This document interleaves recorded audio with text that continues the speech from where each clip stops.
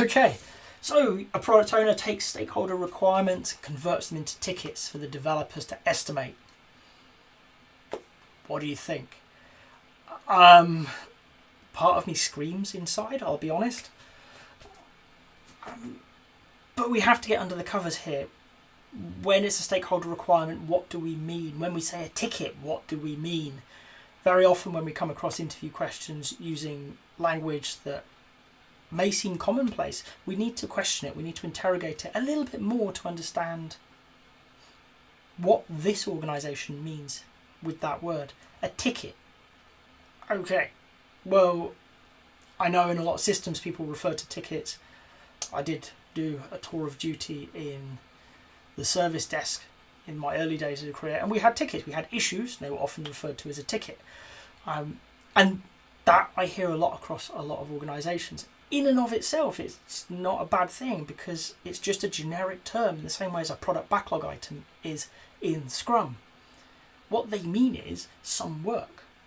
Or do they? Do they actually drill down to detailed requirement specifications that they're giving to developers? I don't know on the face of it because they've used the word ticket. So we need to drill down into that. We also need to understand better when we say a stakeholder requirement document, what is that? Are we talking a good old-fashioned requirement document, or are we talking about a conversation between a product owner and stakeholders to understand their needs? Okay, that is documented. Some of those could be good signs, some of them less good. What I want to really see from stakeholders all the way to developers is that a stakeholder, has a problem to solve. They have an idea that they want to see realised. They have an opportunity to explore in the product, and they're going to initiate a conversation with the product owner. And that may need to be documented because some of these things are very difficult. They're very hard to understand, and there are nuances that are important. But the product owner is going to work with that stakeholder to understand their need. What is it and why is it important to them? Right? And then they're going to help translate that through product backlog refinement. Yes, a product backlog item, be it a user story or something else, is likely to be written at this point. But they're going to work with the team to refine that further, to understand it, to break it down. They may need to invite that stakeholder back into the conversation and say, right, we've got more questions for you. What about this? What about that? Have you thought about this problem? All the things that the developers and the product owner on reflection are coming up with. And in that conversation, it's absolutely reasonable for developers to start sizing their work, to start comparing it to other pieces of work they've done and thinking it's kind of like that size, or it's a bit like this. It's this type of problem. We're fairly comfortable with it, or there's a lot of research and we don't know. There's a lot of unknowns in this, and we're going to have to spin off a whole load of work just to understand it better. That's okay. That's reasonable. We have an ongoing conversation facilitated by a product owner between a customer, between a stakeholder, and the developers, between somebody with a problem and those that can solve that problem. That is good collaborative working.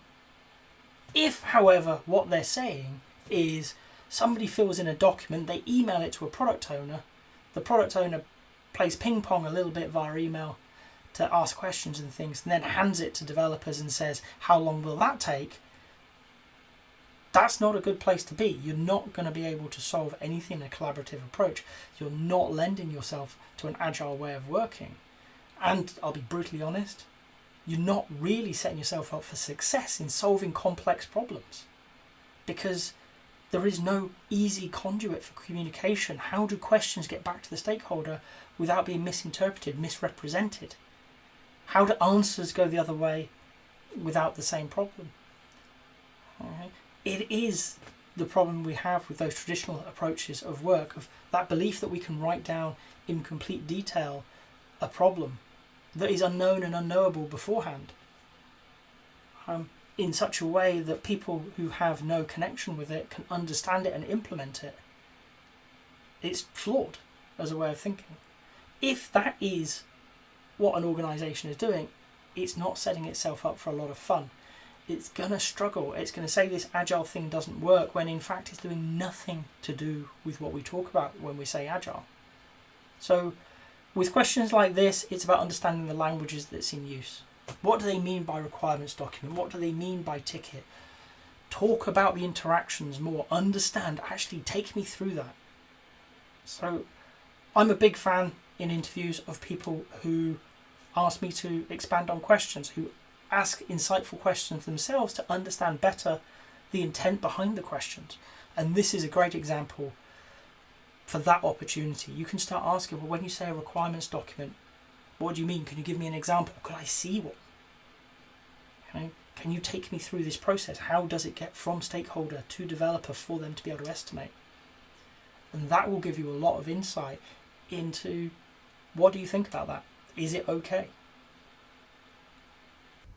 If you've got to this point in the video, I hope you've enjoyed it. If so, a like would be appreciated. If you want to hear more from me, more answers to questions that maybe you've got in the Agile world, please subscribe to the channel.